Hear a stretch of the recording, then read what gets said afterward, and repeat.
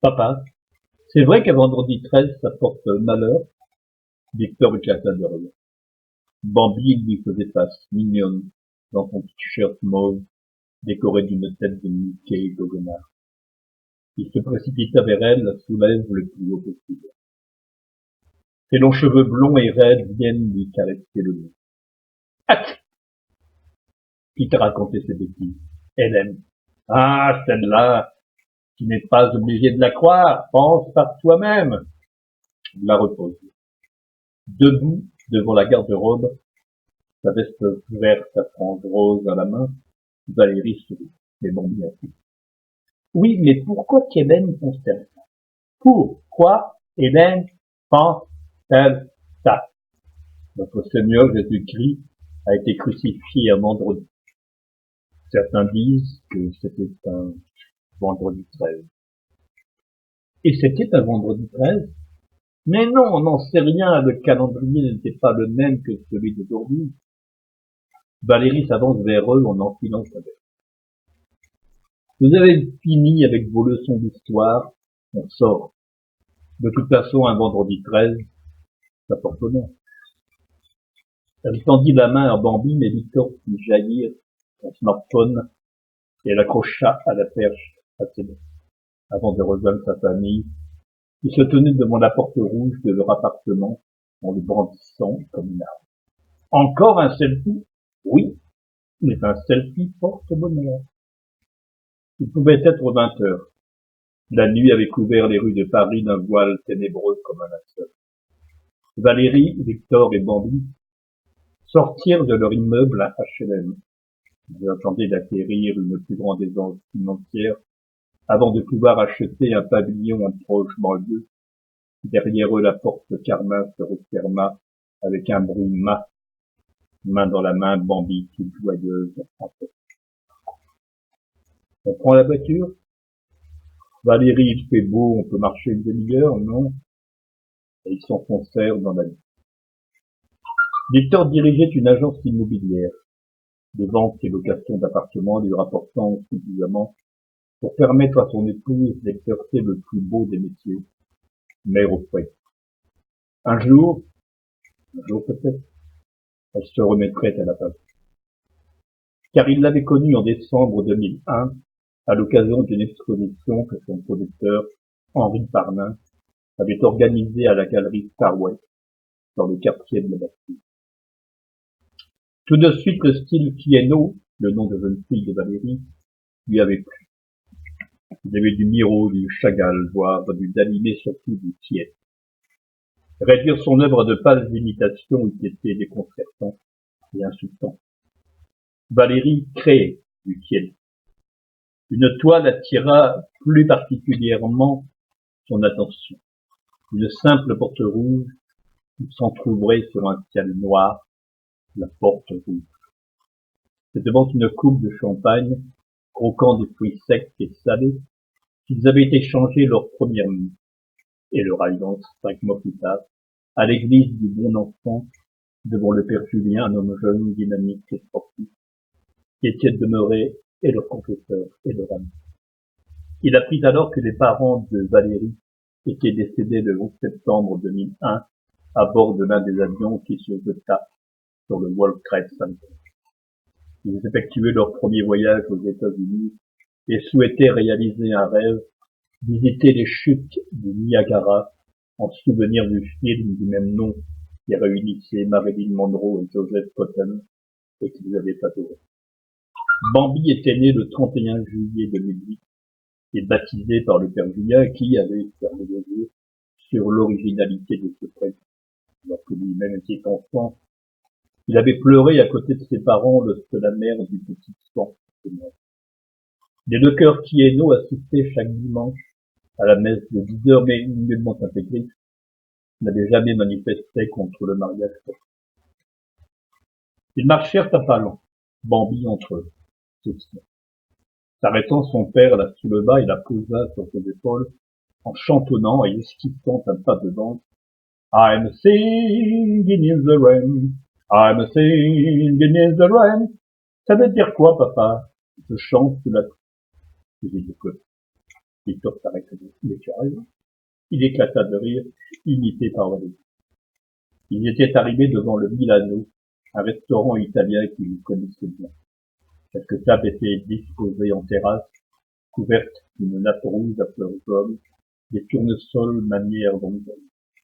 Deux d'entre elles étaient occupées par des couples qui parlaient fort en buvant du Chianti. Dedans ou dehors? Il ne fait pas froid, dit Valérie, qui s'assit à une des tables. Bambi s'installa à côté de sa mère, en face de son père. Un garçon vêtu d'une veste blanche à col noir jaillit du chaud par la porte vermillon. Monsieur et madame et mademoiselle Lecœur, s'écria-t-il. Où étiez-vous passés? Antonio avait le teint bronzé et les cheveux bouclés et gominés des cils, et des dents d'une blancheur qui n'aurait pas dessin dans une pub pour émail diamant tant qu'elle était un. Au Guatemala, répondit Victor. C'est où? Quelque part entre l'Afrique et l'Asie. Ah. Il tourna les talons puis s'arrêta de. C'est pas plutôt le Guatemala? Victor tout frappa le. Mais tu as raison, où avais-je la tête? Antonio les avait servis, une calzone pour Valérie, un plat de spaghettis couvert de parmesan et arrosé d'une sauce tomate faite maison, et une côte de porc aux petits légumes pour Victor. Une bouteille de lacryma Christi blanc, simple de son enveloppe de paille, était débouchée et leur verre était rempli. Quant à Bambi, un verre de coca cerise lui faisait les yeux. Est-ce que j'aurais une tronche napolitaine pour dessert? Une tranche napolitaine, répliqua son père en souriant. Puis il se tourna vers son épouse.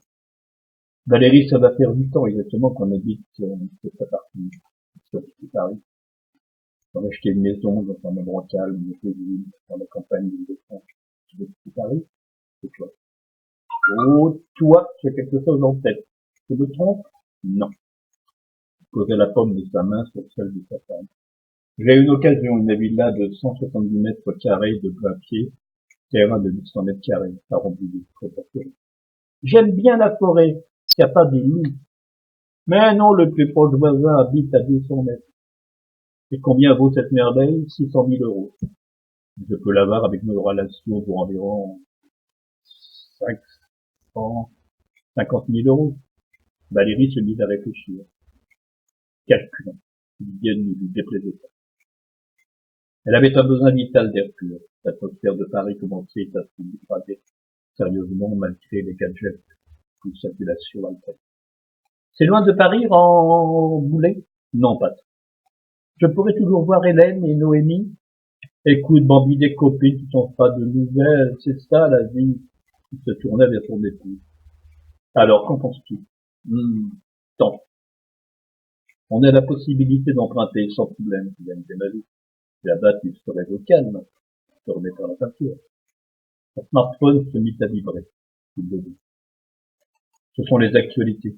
Se mit à dérouler le menu. Un forcené vient de perpétrer, il y a 10 minutes, un attentat au Bataclan, faisant de nombreuses victimes. Repliage sur l'appareil. Ça recommence. Valérie ouvrit la bouche.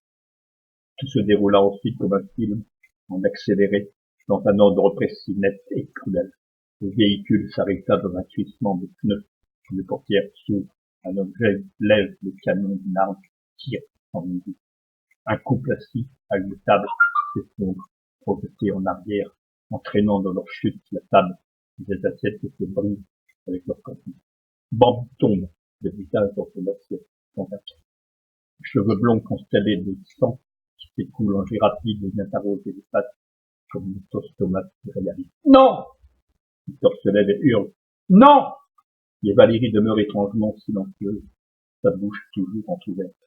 Elle fixe son mari. Son regard dit toujours. Passe de la surprise à la douleur. Puis de la douleur à la colère et de la colère à la haine. Non! Il lui prend le bras. Le tueur est remonté dans son véhicule et s'éloigne. La veste de Valérie est constellée d'étoiles sanglantes de trous rouges. Des cris fusent, des hurlements s'élèvent. Des ombres s'agitent, des silhouettes se mêlent. Des gens se mettent à courir. Au secours! Qui a crié Victor, un inconnu, un blessé, Antonio? Valérie fixe toujours Victor avec une vivacité horrible.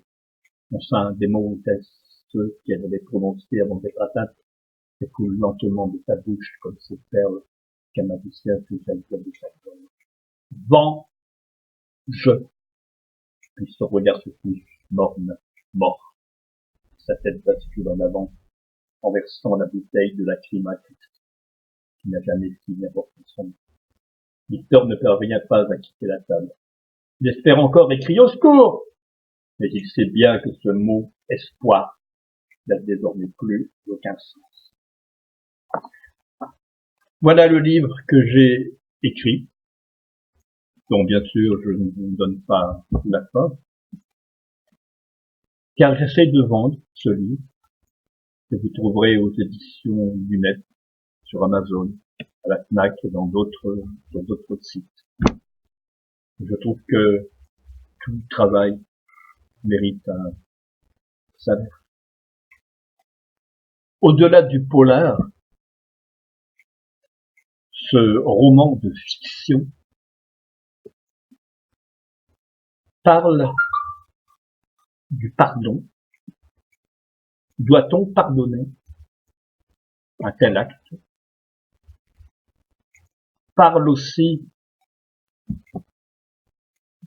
des relations qu'on peut avoir entre civilisations et modes de vie différents. Il parle surtout de l'amalgame. Qui a vraiment tué tous ces malheureux? Osera-t-on prononcer le mot?